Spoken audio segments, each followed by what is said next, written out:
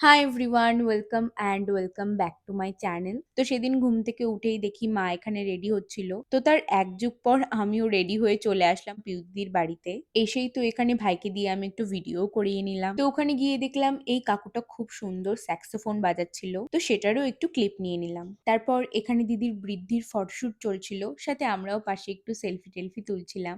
আর এই বিয়েতে আমার ডিম্পির সাথে প্রথম দেখা হয়েছে, বেশ মজাও করেছি আমরা। আর এখানে তো ভাইকে গিম্বল ধরিয়ে দিয়ে ফটোশুট চলছিল সবার। তারপর বাড়িতে এসে আমাদের মিষ্টি ব্রাইডকে সুইটি কাকিমণি সবাই হেল্প করছিল আর কি হলদির জন্য রেডি হতে। আর আমাদের সবার জন্য পিউ দিদি না এরকম সুন্দর ফুলের টিকলিও বানাতে দিয়েছিল, বাট তার জন্য কোনো ক্লিপ খুঁজে পাওয়া যাচ্ছিল না, তো কোনোভাবে ম্যানেজ ট্যানেজ করে সবাই পড়েছিলাম। তবে বেশ ভালোই লাগছিল কিন্তু পরে। তো এর পরেই তো শুরু হয়ে গেল হলদির ফটোশুট, আর একে একে সবাই পিউ দিদির সাথে ফটোও তুলছিলাম। তো তার একটু বাদেই আমরা বেরিয়ে পড়লাম জল ভরতে যাবো জন্য। সাথে এখানে তো কাকিমণি আর মা দুজনে নাচ করতে করতে যাচ্ছিল। আর তারপর তো এই একটা টোটোতেই আমরা 7-8 জন মিলে আসলাম হাই রোডে। তো সেখান থেকেই সবার সাথে হেঁটে হেঁটে আসছিলাম ঘাটে। আর সেদিন না মনে হয় অনেকগুলোই বিয়ে ছিল। যাই হোক, তারপর আমরাও নাচতে নাচতে চলে আসলাম নদীর ঘাটে।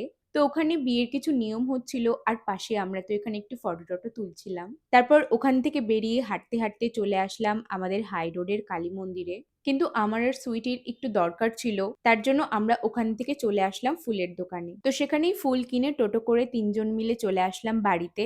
ওয়েট ওয়েট ওয়েট, এত সহজে সবকিছু হবে নাকি? আবার গেলাম লাস্ট মিনিটে সেলাই করাতে। সো নেক্সট পার্ট খুব তাড়াতাড়ি আসছে। Stay tuned.